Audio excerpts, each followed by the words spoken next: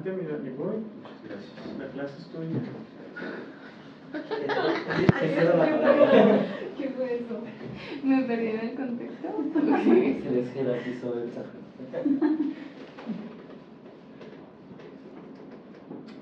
Vamos a comenzar, pues es una clase bastante corta que nos vamos a dirigir a 3 síndromes específicos, que son el síndrome de Duane, el de Brown y el de Moebius. Y pues vamos a ir desarrollando la clase poco a poco para ver cuáles son las diferencias entre estos, ¿no? El síndrome de Duane pues es una forma congénita de estrabismo, que también se lo conoce como síndrome de retracción de Duane. Ahorita vamos a ver por qué. ¿En qué consiste esto? Hay una parálisis congénita o que se adquiere poco después del nacimiento del recto externo. Como vemos acá, pues el recto externo está invalidado, entonces empezamos a tener ciertas características a los movimientos, por eso es que se llama una forma de estrabismo, ¿no?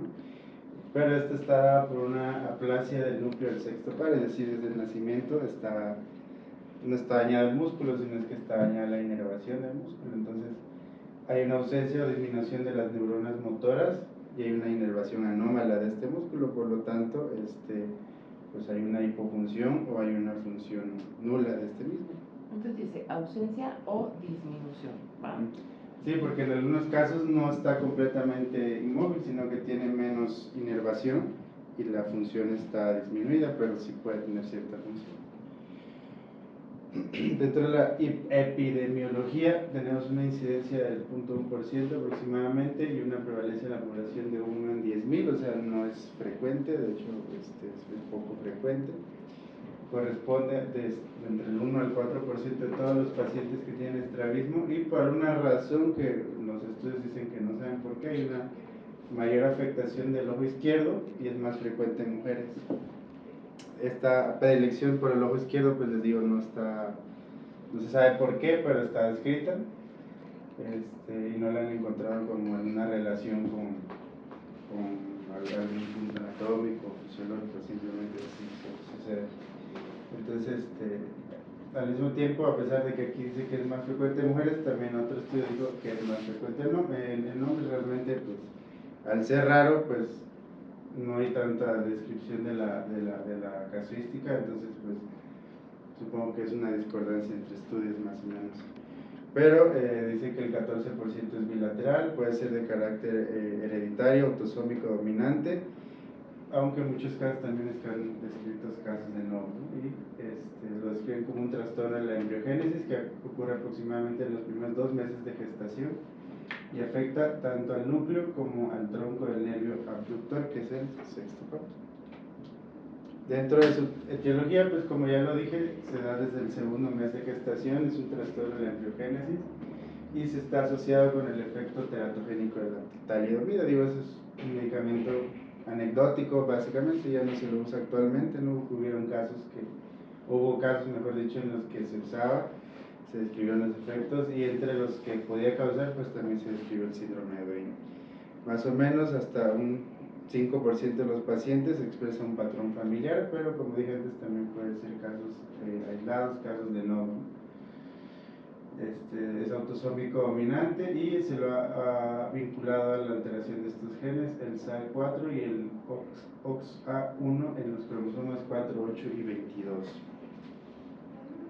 Entonces, dentro de el síndrome de Duane hay 3 tipos, hay el tipo 1, el tipo 2 y el tipo 3, que cada uno tiene sus características específicas, ¿no? En el tipo 1, creo que este es el que más conocemos desde siempre, que es el que tiene una restricción completa a la abducción.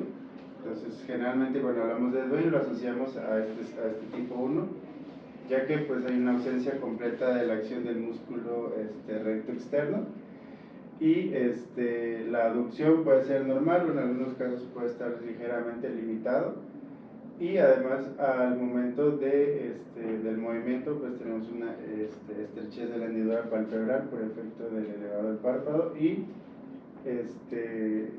hay una retracción del globo ocular. ¿Por qué? Porque hay ciertas fibras anómalas del tercer par que inervan el sexto, entonces Cuando quiere abducir, pues hay una acción del tercero y hay una retracción del globo ocular. ¿Por qué? Porque ambos músculos están jalando. Entonces aquí vamos a ver cómo es que se ve un tipo 1.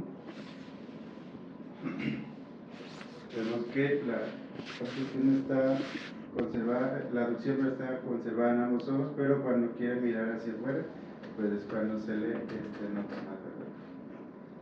Vamos a ver de nuevo. Entonces vemos como este ojito, sí logra abducir, pero no puede abducir, es decir, no puede mirar hacia afuera.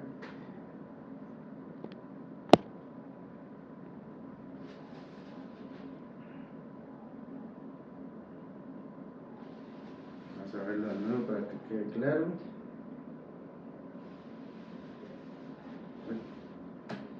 Dios mío.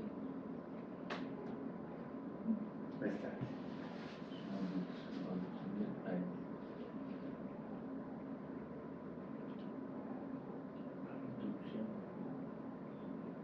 ¿Qué otra parte del estrechamiento puede haber? ¿Qué otra cuestión clínica? Perdón, no entendí la pregunta. ¿Qué otra cuestión clínica aparte del estrechamiento de la hendidura palpebral puede haber?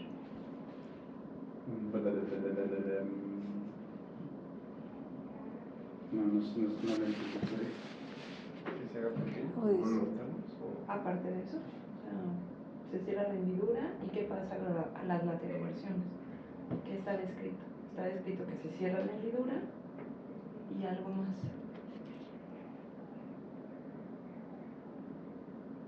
¿Cómo?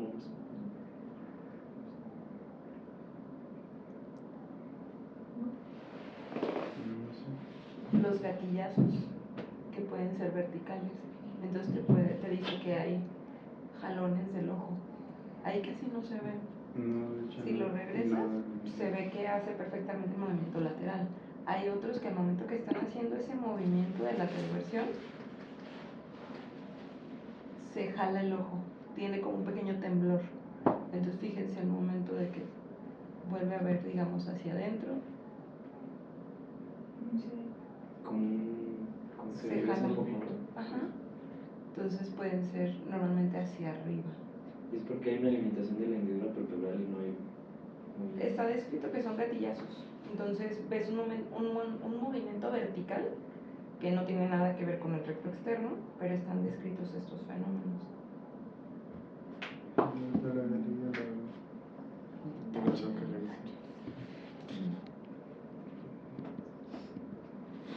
Y bueno, pasamos al tipo 2, que es los tres tipos, pues es el menos habitual. Y a diferencia del otro, que es una restricción completa, pues este tiene una abducción limitada o anulada, al contrario del otro, con la abducción relativamente normal, es decir, si puede mirar hacia afuera. Y conserva también la característica de la retracción del globo ocular cuando hace la abducción, ¿no? Entonces, bueno, no hay video, pero tenemos acá de que, por ejemplo, el ojito izquierdo, pues miren cómo está viendo hacia afuera, entonces en teoría tendría que estar viendo hacia adentro la abducción, pero pues, realmente no lo logra.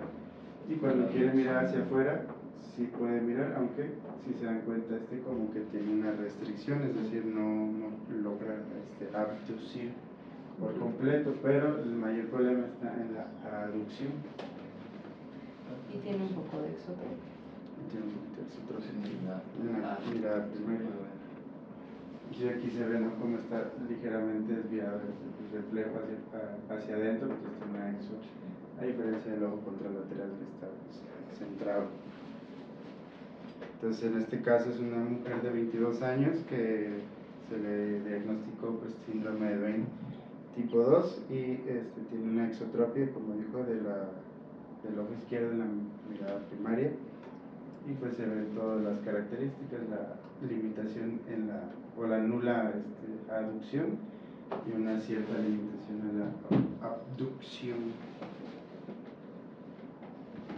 Y pues tenemos el tipo 3, que es el segundo en frecuencia, el más frecuente es el tipo 1, representa el 15% de los casos, y en este pues hay tanto ausencia o limitación o restricción, como le quieran decir, de la abducción y de la aducción.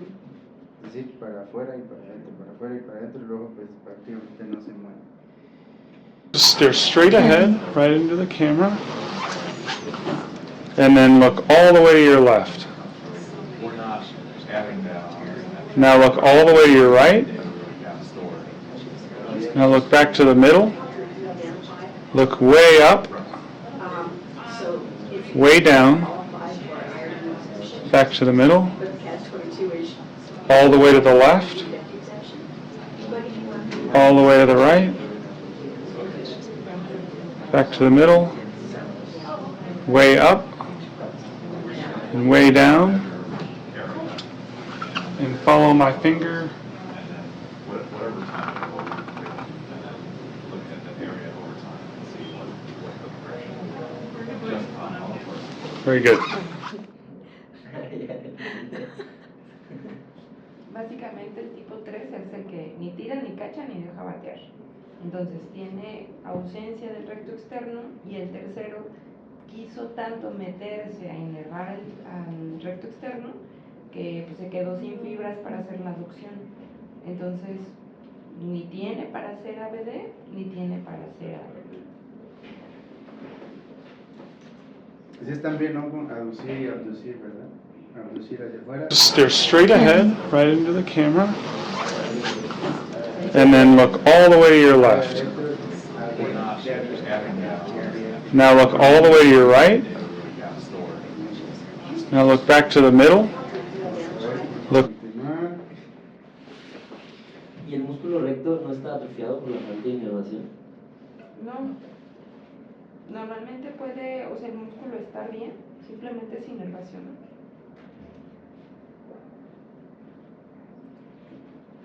Sí, pero como veamos y acaba de decir la doctora, pues es inervacional, el nervio está dañado o en su origen o en su trayecto, entonces nada más un recuerdo, un reparo anatómico, pues que las fibras de este sexto par se originan en esta parte, a nivel del piso del cuarto ventrículo, a nivel del bulbo, ¿no? O del núcleo abducens.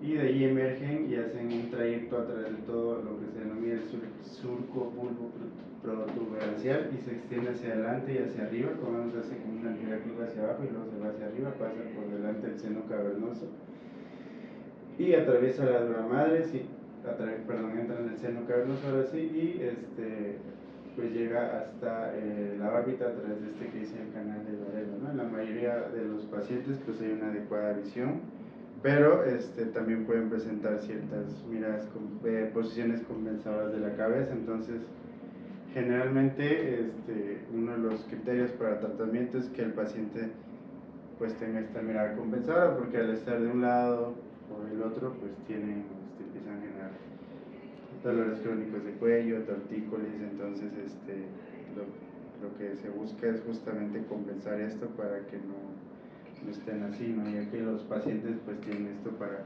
mejorar su campo visual, porque pueden tener ciertos grados de diplopia en ciertas posiciones, ¿no? Entonces ya para como tratar de resumir pues el cuadro, tenemos una tríada, ¿no? La limitación de la abducción o la aducción en el caso del tipo 3, hay una retracción del ojo en la aducción y además hay un estrechamiento de la hendidura parietral. Esto realmente no es como que esté escrito como una triada, yo lo traté de sintetizar así. Y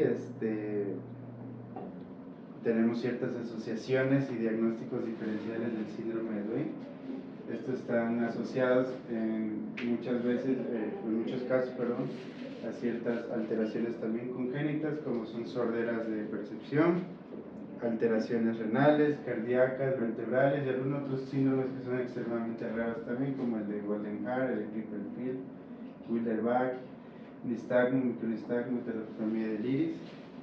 Tenemos también ciertas parálisis oculomotoras que con frecuencia son signos de tumores. Estos son los diagnósticos diferenciales, ¿no? Cuando tenemos parálisis de ciertos músculos o restricciones, pues debemos pensar como diagnóstico diferencial en, creo que es lo más grave, ¿no? Un tumor intracraneal o un aneurisma intracraneal, o algo que sería quizás un poquito menos grave, una enfermedad metabólica, una enfermedad autoinmune, ¿no? Nunca debemos dejar de lado también estos diagnósticos diferenciales. Y como dato adicional, pues cuando el síndrome de Duane se asocia a cualquiera de estas alteraciones o síndromes, se le puede denominar síndrome de Duane plus. Y pues dentro del tratamiento se escribe el tratamiento quirúrgico, o se puede hacer uso de la toxina botulínica para corregir ciertas desviaciones, y lo que se intenta es justamente tener alineada la visión en la posición primaria, ¿no? Ya que es la más frecuente, y por lo tanto también aliviar la posición anómala de la cabeza que estos pacientes tienen. De hecho, pues les decía que el hecho de que el paciente esté mirando de lado, que tenga una posición compensadora, mejor dicho, es como una de las pautas para hacer tratamiento. Cuando los pacientes no tienen esto y generalmente están alineados en posición primaria, pues se puede hacer simplemente un seguimiento. Pero recordando que la limitación de la abducción no se va a modificar significativamente, ya que pues es un problema inervacional, no es un problema de restricción, no es un problema de mala inserción del músculo, no es un problema pues como otros tipos de estrabismo en los que modificando la posición del músculo se va a mejorar pues el estrabismo. En este caso pues no tendríamos mucha ayuda. Ahora el otro día pues preguntaba Daniela, ¿no? No está presente, pero ¿qué diferencia hay entre el Duane y la parálisis del sexto, ¿no? Pues básicamente hay que observar al paciente desde un lado cuando hace los movimientos horizontales, y aquí es donde se puede hacer un poquito más evidente la retracción del globo ocular cuando hace los movimientos, ¿no? Que en una parálisis del sexto par pues simplemente no está presente, ¿no? Simplemente el ojo que está con la parálisis pues no puede mirar hacia afuera, aunque se ha descrito que la parálisis del recto lateral puede producir una hiperdesviación, así como una desviación horizontal, y puede haber en ciertos casos una diplopia vertical. Esto ha sido descrito ya desde 1989, y cuando esta hiperdesviación es máxima, el paciente mira hacia el lado del músculo recto lateral afectado, generalmente en la mirada hacia arriba, hacia abajo, en la mirada recta lateral. Y también puede estar presente en la posición primaria en menor medida para la visión de cerca. Entonces, son ciertas diferencias que hay, pero digo, creo un poquito más florido el síndrome de Duane que la parálisis del sexto. Aparte que estos son niños o son pacientes que están desde edades más pequeñas, y la parálisis del sexto, pues como decía antes, se pueden dar por estas causas, y pueden ser generalmente pacientes de edades mayores. Y bueno, continuando, vamos a ver el síndrome de Brown, que es otro síndrome, también tiene sus características.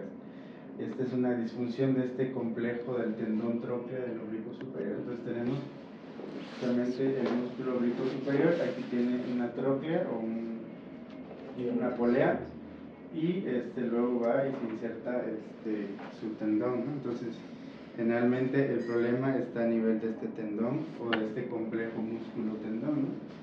Y es un trastorno poco común, causado por la restricción del movimiento del tendón del oblicuo superior. En este caso no tenemos problema inervacional, no es un problema de hipoplasia del músculo, sino que hay una restricción a nivel de la polea, y ahorita vamos a ver algunas causas que pueden estar dadas para esto, ¿no? Entonces, ¿qué característica tiene Hay una limitación de la mirada hacia arriba, sobre todo en la dirección de la nariz. Así cuando el paciente quiere ir hacia adentro y hacia arriba, pues vemos la mayor limitación de este movimiento. Sí queda claro por qué la limitación es al mirar hacia arriba. Porque jala, ¿no?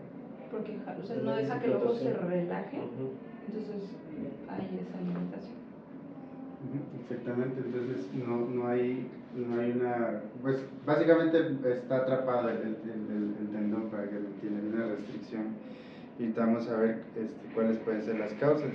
Entonces hay una limitación constante a la elevación y una prueba de aducción forzada positiva, ya que pues como dice la doctora no relaja, entonces es como que está atrapado el músculo. Entonces esto es secundario, un tendón oblicuo superior que está tenso, es decir, que no se relaja. Igual es bastante raro, se describe 1 de cada 400 casos de estrabismo aproximadamente, hay una incidencia aumentada, Cuando solo analizamos los estrabismos verticales específicamente, pues ya vemos que es causa de 23 de más o menos 226 casos, más común en mujeres, hasta en un 10% es bilateral, y también se puede asociar a síndrome de Duane, síndrome de lágrimas de cocodrilo, ptosis congénita y síndrome de Marfus-Bohm. Y pues dentro de la etiología podemos tener casos que son congénitos y casos que son adquiridos. Dentro de los congénitos, pues está directamente el daño de la tróclea o del complejo de la tróclea, anomalías del tendón del oblicuo superior, anomalías del músculo como tal, o fibrosis alrededor del músculo. Eso es cuando es congénito, y cuando es adquirido es más, nos inclinamos a la parte de antecedentes patológicos, enfermedades sistémicas, inflamatorias, antecedentes de cirugías de órbita, fracturas de órbita, cirugías de reparación de fractura de órbita, enfermedades de este tipo, ¿no? Traumatismos en el complejo facial.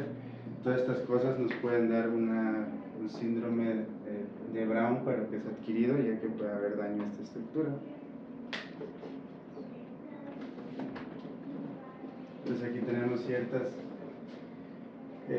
características, ¿no? Entonces el Brown congénito, la vaina del tendón del oblicuo superior está tensa, puede haber un músculo y un tendón oblicuo superior corto, puede haber un nódulo que esté comprimiendo el tendón superior, en ciertos casos una inervación anómala, también hay este sistema polar está tenso, desalineado y una fibrosis congénita del tendón. Y cuando es adquirido, pues lo podemos atribuir a toda esta gama de cosas, que pues, son bastantes, no las voy a leer todas, pero nos damos una idea de que puede estar asociada a enfermedades sistémicas o incluso a enfermedades locales, alguna anomalía oftalmológica, una cirugía o antecedente de blefaroplastía, implantes de glaucoma en el cuadrante nasal superior. Entonces, por ejemplo, cuando ponen válvulas es frecuente que haya ciertas restricciones, ya que las válvulas pues, van en el territorio de los, bueno, el cuerpo valvular más propiamente dicho, va en el territorio de las inserciones, entonces cuando no está bien colocado pues puede haber ciertas restricciones de los movimientos. También bandas, cuando hacemos cerclaje por desprendimientos de retina y demás. Dentro de la histopatología, pues aquí les decíamos a desglosar un poquito más qué cambios pueden haber específicamente a nivel de este tendón o del complejo del tendón. Entonces puede haber anomalías del tendón, una displasia de la tróclea o un cambio del tendón sinovial, ¿no? Entonces, congénitamente este tendón puede ser más cortito, puede estar tenso o puede ser inelástico, es decir, no tiene elasticidad. Y esto puede ser debido a una mayor densidad de fibras de colágeno, menor separación de las fibras o alguna anomalía en la composición de la matriz extracelular que lo hace pues, naturalmente duro o poco maleable, ¿no? Dentro de la displasia troclear, pues la tróclea es el tendón o la polea que sirve para el tendón para que haga su función, y puede tener una formación anormal desde el nacimiento, y los hallazgos histológicos muestran un cartílago que está mal formado, una fibrosis, una arquitectura aberrante de este mismo. Que lo hace más rígido. Lo hace más rígido, exactamente, o lo hace más estrecho, entonces no hay un pasaje libre del tendón a través de Y los cambios dentro del complejo como tal es la vaina, es decir, el complejo tiene que rodea el tendón, está engrosado, es lo que les decía, puede presentar cambios de fibrosis, y esto se debe a un aumento del tejido conectivo o una disposición desorganizada de las células tenosinoviales. Entonces vemos que es más que o sea, sí podría llegar a tener un componente de un tendón más corto o una inervación anómala, no es lo más frecuente, sí se puede asociar, pero principalmente, o sea, lo que quiero que se les quede es que es más mecánico que inervacional. Y ya cuando tenemos otras enfermedades inflamatorias, tenemos traumas y demás, pues podemos tener infiltrados inflamatorios alrededor de este complejo, podemos tener fibrosis del tendón o de la tróclea, pues secundaria a un traumatismo o una enfermedad sistémica inflamatoria, o reacciones granulomatosas que están dadas por enfermedades granulomatosas como la sarcoidosis. Y si hacemos una toma de una muestra, pues podemos mostrar granulomas, ¿no? Con colección de macrófagos rodeados de linfocitos. Entonces, este es en el caso de los de los síndromes de Brown adquiridos. Entonces, igual para resumir y hacer una sintetización de todo, pues tenemos una incapacidad para elevar en aducción, es decir, cuando quiere ver hacia adentro y hacia arriba no se puede. El tendón del oblicuo superior posee una cápsula transparente y avascular, entonces este es donde está la restricción. El movimiento telescópico del oblicuo superior a través de la tróclea no se da, y la tróclea, bueno, es una masa fibrocartilaginosa. Aquí la vemos un poquito más esquematizada, ¿no? Como vemos el músculo llega hasta la tróclea y después baja el tendón y se inserta en la parte superior del globo ocular. Entonces el problema está específicamente en esta parte.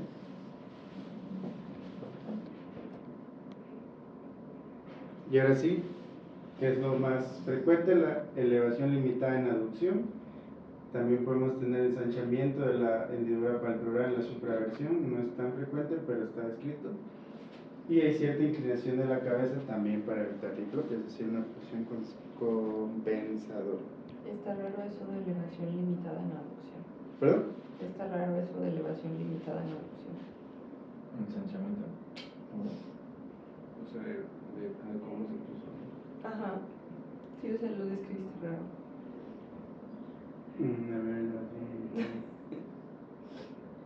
A ver, perdón, es al revés, sí. Déjame corregirlo. Entiendo lo que quieres decir, pero no va a estar tan simple para que lo repase.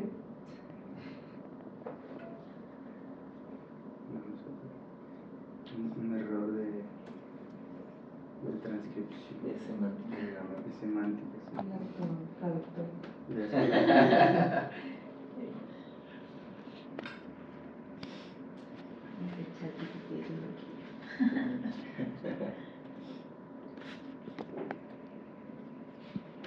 Pues a ver, Mikey, que sería normal, Mikey, ya te puse unas flechitas para guiarte, pero tú dime qué es raro.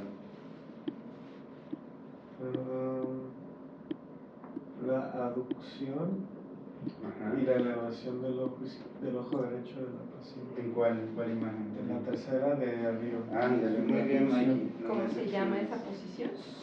Supraducción. Supralevo. ¿Qué? Levo. Supralevo. Ajá, supralevo. Supralevo. Arriba y a la izquierda. Entonces vemos justamente, bien lo dijo Mikey, aquí en la tercera imagen. Déjame que lo describa. Derecho. Sí. A ver, lo escribo. Bueno, pues ahí tenemos una niña que está tratando de hacer la mirada tipo supralevo, donde el ojito izquierdo se ve sin ninguna limitación y el ojito derecho sí hace una pequeña aducción, sin embargo no hace una elevación del globo ocular. Ok, entonces lo que debes de entender pues es que no es como tal que vaya a tener aducción el paciente, es que va a tener una limitación para esa elevación. Entonces no es que en la supraversión vayan a ver ese cambio tan significativo, lo van a ver cuando quieren ver arriba y de lado, dependiendo del ojo afectado. Entonces lo que normalmente van a ver es que un ojo está estático, que casi no sube, y el otro que sí sube. Entonces por eso le decía, bueno, entiendo lo que quieres decir, pero si se quedan con que a la aducción, no, pues a la aducción aduce bien. Fíjense cómo ahí la aducción está normal, recta. En la segunda de la primera. Entonces es esa elevación, ¿vale? Sí, exactamente. Y es arriba y de lado. Entonces, bien lo dijo Mike, pues es el ojito derecho, el que vemos como cuando quiere hacer una levo supraversión, pues se queda a medio camino, no puede. Bien, en la primera posición de la mirada, supradextro, fíjense cómo no eleva tan bien, ¿se fijan? Intenta ver hacia arriba y Pues también se ve- está limitado. Se ve esclera. Entonces parece que más bien estuviera como viendo de lado, o sea, casi no sube la mirada, a diferencia del ojo izquierdo en la posición 3, que sí ven que sube perfectamente bien, el ojo izquierdo. Y se fijan que del otro lado, que ese movimiento casi no se ve. Por eso es que está descrito que muchos pueden ser, o sea, que tú dices, es este ojo, operas ese ojo y luego resulta que tiene limitación también el otro. Entonces, es lo que hay que tener como mucho en cuenta. Entonces ahí sería el recto superior y el oblicuo superior. o algo así. Luego tienes que operar el otro oblicuo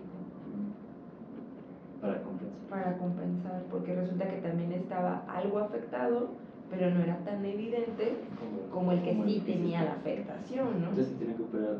No siempre, pero sí hay ese riesgo. Hay como un 40% de riesgo de que tengas que operar el otro oblicuo. Es mucho. Entonces siempre tienes que avisarlo al paciente. ¿Y cuándo vamos a operar a un paciente con síndrome de Brown? Variado. Ah, bueno. ¿Cómo se llama este Jackie?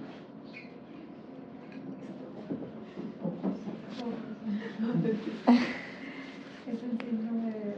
No, o sea, en general toda esta secuencia de imágenes. El Nightways. El Nine Gates. No, esa es una aplicación, los vas a probar. ¿Qué es la aplicación?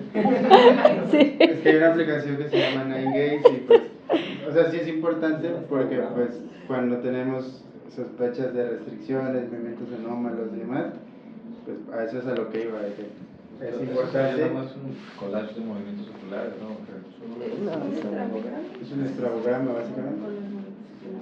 O las posiciones de la mirada. Pero de cariño le decimos Nine Gates. Yo le digo así, Marisol sabe cuando tenemos casos así, hay que hacer el Nine Gates. Y pues aquí está escrito un poquito más gráfico, exactamente. Es donde vemos la anomalía. Es en el... No, en el... Esta es la otra izquierda. Es en el supralextro. ¿Se Ya, cambió? sí. ¿Lo cambiaste? Y yo... ¿Qué? ¿Lo cambiaste? Al revés. Lo cambié. Era otro. Lo cambiaste. A esta opera para hoy estamos atentos. Exacto, a ver si no están dormidos. Aquí tenemos un video. El Brown del ojo izquierdo. Mira. En medio así que parálisis en la parte superior del ojito nada más. Está más fácil aquí, ¿verdad?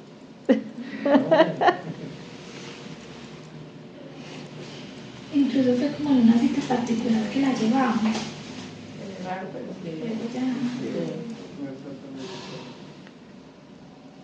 Parece como que está de ladito. Se lo quita. Martes 29 de julio. Otra vez. Aquí está bien evidente. Mira. En medio así que parálisis en la parte superior del ojito nada más. Como decía, no, pero sí puede abducir, pero no abducir, no es de manera. Incluso fue como en una cita particular que la llevamos.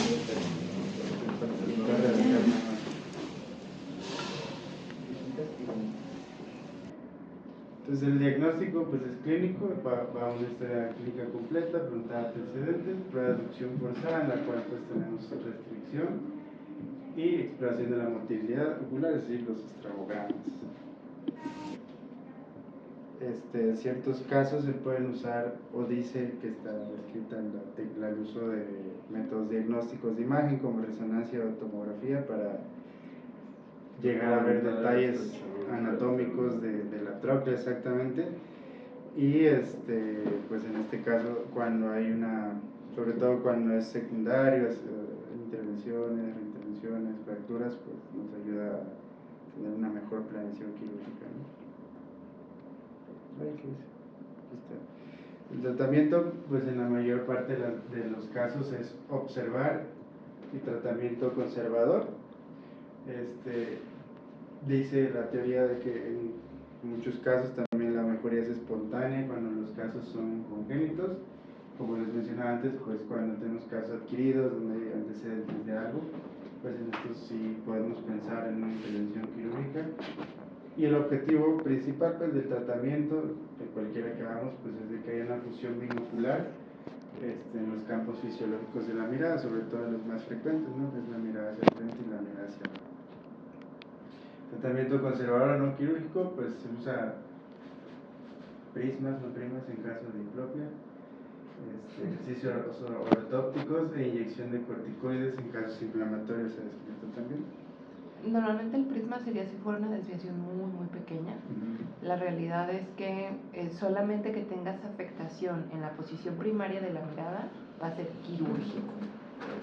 Si no hay afectación en posición primaria, no te va a afectar la binocularidad.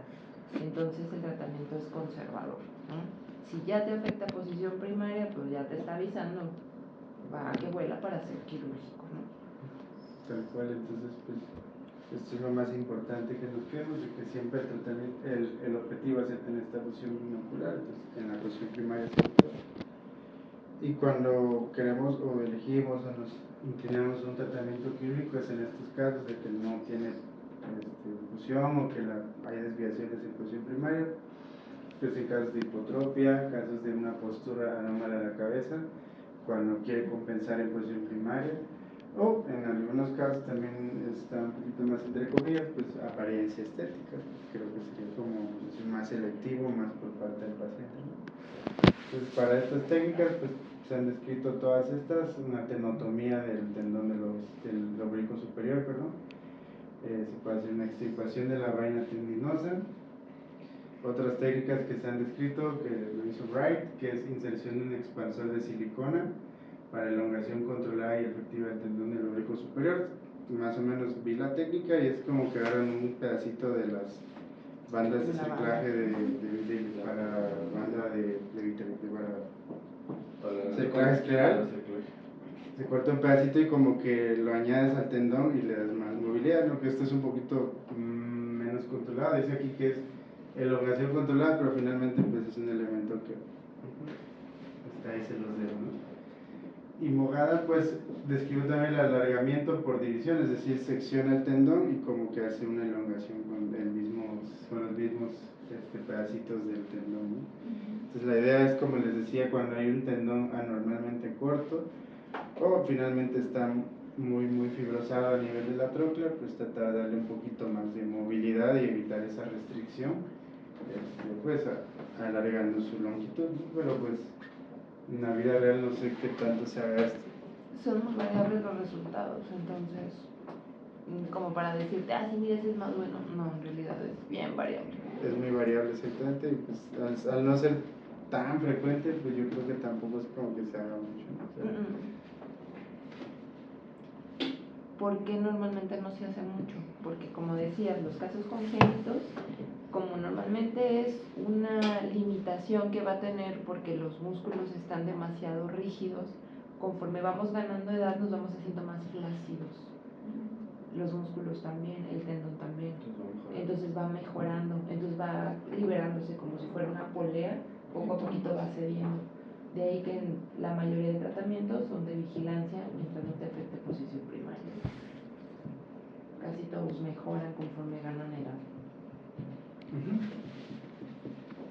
Y pues ya para terminar tenemos el síndrome de Moebius o Mobius, que es un trastorno congénito poco frecuente de los pares craneales, es decir, fuimos de menos a más. Ahora este ya es muy florido, tiene muchas asociaciones sindromáticas, muchas características anatómicas dentro del cuerpo, entonces ya no es un solo síndrome pues, de motilidad ocular, sino que se asocia a muchas malformaciones congénitas, entonces por eso es mucho más florido. Dentro de lo que nos compete, pues es una parálisis unilateral o bilateral, que puede ser tanto simétrica como asimétrica, tanto del nervio facial como del sexto par. Entonces tenemos parálisis facial congénita y además parálisis del sexto par, entonces también está asociado a esto. ¿A qué le suena que nos va a dar una parálisis facial? ¿Qué afectación va a haber? Sonrisa. ¿Sonrisa? Ajá, ¿qué más? También el movimiento de los ojos. ¿Por qué? ¿Por qué? Por no haber una buena inclusión ocular. No hay un buen parpadeo. Ajá. O de ver. No hay buen fenómeno de ver. Exactamente, entonces pues tenemos, además de la parte facial y oftálmica, pues tenemos también defectos orofaciales, oculares y a nivel de las extremidades. Ahorita lo vamos a ver un poquito mejor. Y como lo decían, pues bien lo dijo Alex, pues ahí generalmente por estas parálisis tenemos ectropión, tenemos epífora y tenemos queratopatía por exposición debido a estas parálisis, ya que pues, no hay una oclusión palpebral adecuada, ¿no? Entonces empezamos a tener problemas de superficie, problemas corneales y finalmente pues todo esto deriva en catástrofe. Dentro de la etiología, pues se sugiere que por la más aceptada hay una teoría vascular, es decir, hay una irrupción o una disrupción de la irrigación intrauterina al tronco encefálico del bebé que están haciendo, que se da durante la embriogénesis, es decir, que hay isquemia a nivel del tronco encefálico, entonces empezamos a tener estos problemas. Se interrumpe el suministro vascular a todo el territorio de la arteria subclavia durante aproximadamente la 6ª semana del desarrollo. Y esta es la más aceptada actualmente cuando hay esta disrupción vascular, y le sigue a esta la hipótesis genética, ¿no? En la cual tenemos ciertas asociaciones genéticas con ciertos cromosomas o con algunas mutaciones de estos genes que vemos acá, que pueden ser genes o casos de novo, ¿no? Cuando no haya antecedente de familiares afectados.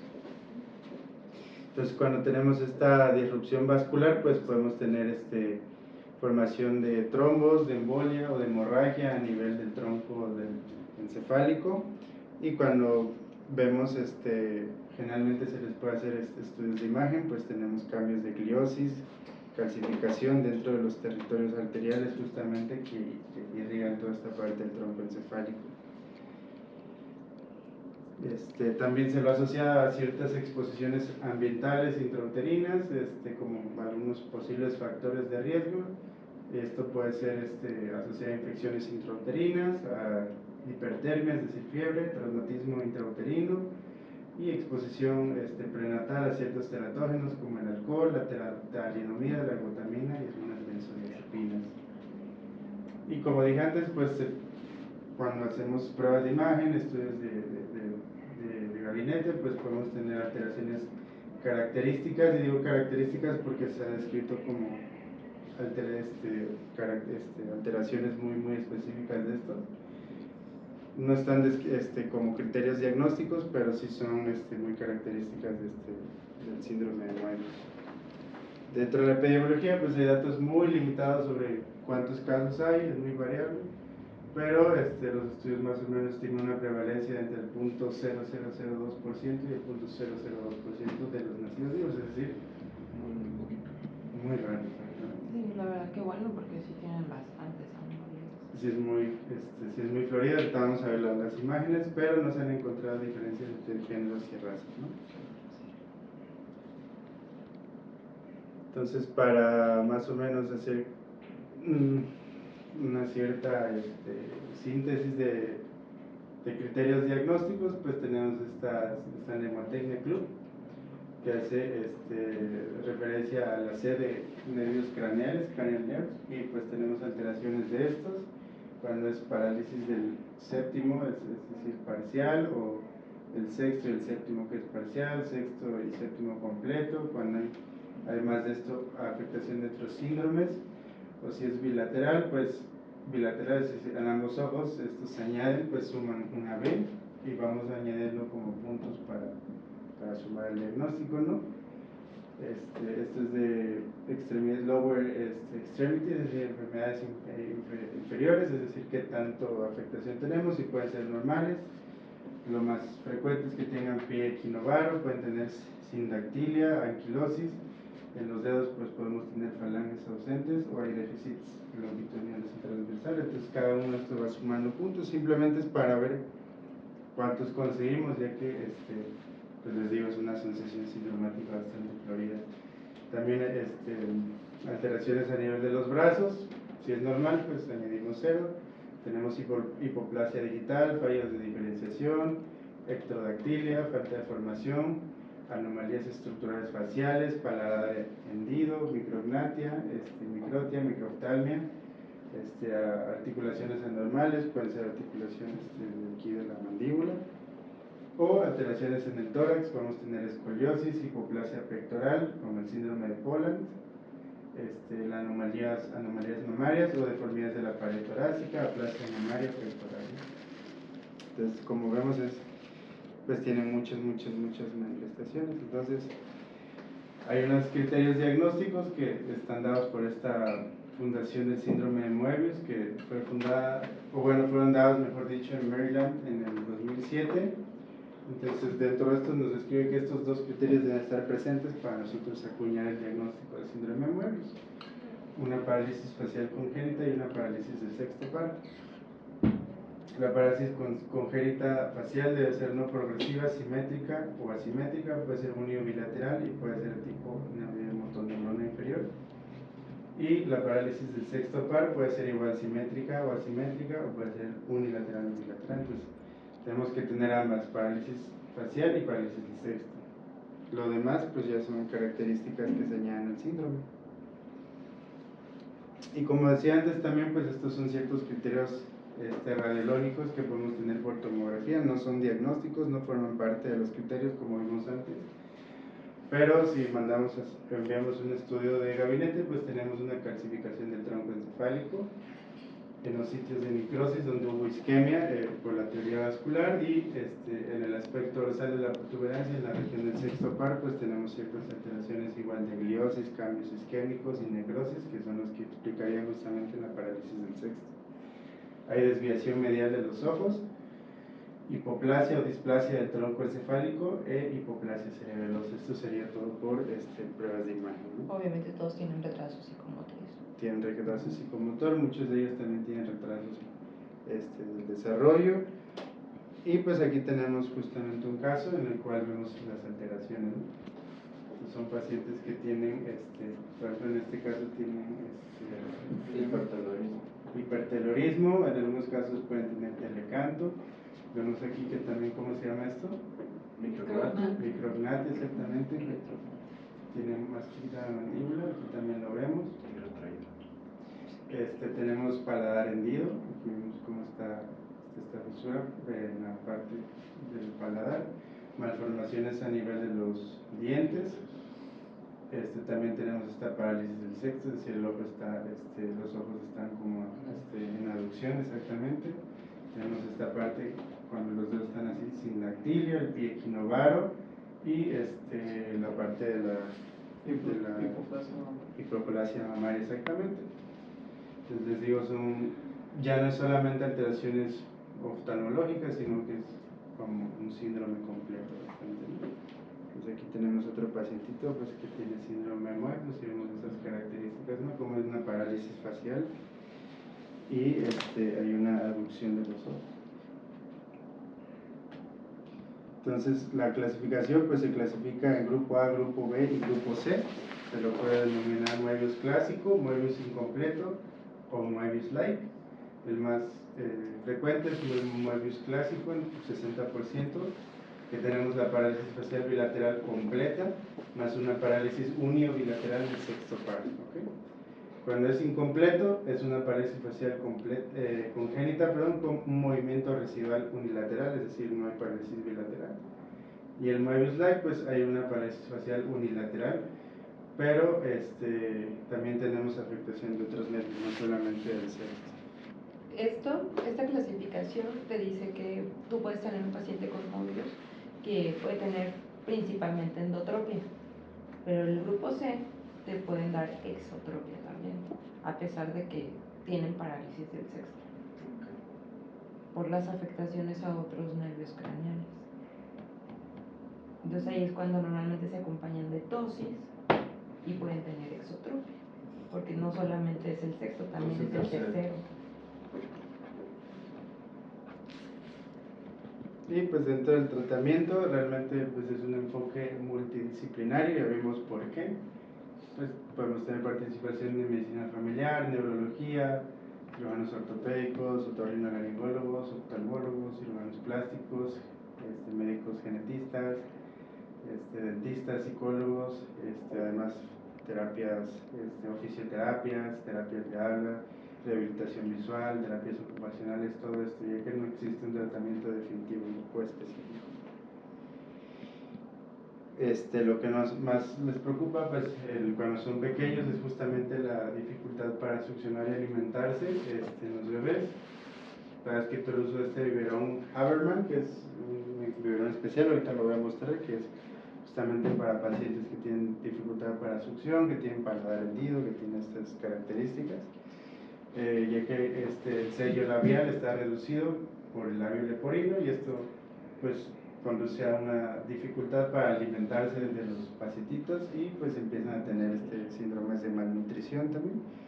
Lenguas pequeñas, hiperplasia de la lengua pueden causar problemas con la propulsión del bolo alimenticio hacia la orofaringe, si tienen problemas de deglución también. Y como vimos antes en el Moebius-like, pues podemos tener alteraciones de otros nervios como el noveno, el décimo y el 11º paracraneal y pueden conducir a una incoordinación total durante la deglución, ¿no? Tenemos estos, este es el biberón Haberman justamente que tiene este cilindro exactamente para tratar de ayudarle en la alimentación cuando tenemos estos problemas y está indicado en infantes que dicen como tal fisura con paladar hendido, labio leporino, que tienen dificultad para mamar, una mamada débil, o infantes que tienen dificultad para hacer succión. Y pues el tratamiento pues también nos lleva justamente a la parte de nosotros pues a lograr más bien un cierre completo de los párpados para evitar una queratopatía por exposición. Podemos hacer uso de toxina botulínica en el tercer par para que haya una mirada conjugada y haya una fusión binocular. Y en algunos casos, pues cuando tenemos estas queratopatías por oclusión, una mala oclusión palpebral, pues podemos hacer uso de tarsorrafias parciales o completas, o incluso poner pesas de oro en el párpado, ¿no? Para facilitar la oclusión palpebral. ¿Sí? Porque no tienen buen fenómeno de vela, entonces aunque estén descansando, el ojo casi no sube. No tienen vela. Entonces la exposición corneal es horrible. Y pues están invitados a mi sesión de cirugía refractiva que vamos a hacer más tarde. ¿Es hoy? Soy. ¿Sí, doctora? ¿Y por qué a la una? Sí puede venir. Está invitadísima, igual Jacqueline está invitadísima. Bueno, está bien. Va a haber baguettes de la casita. Te invitado padrino.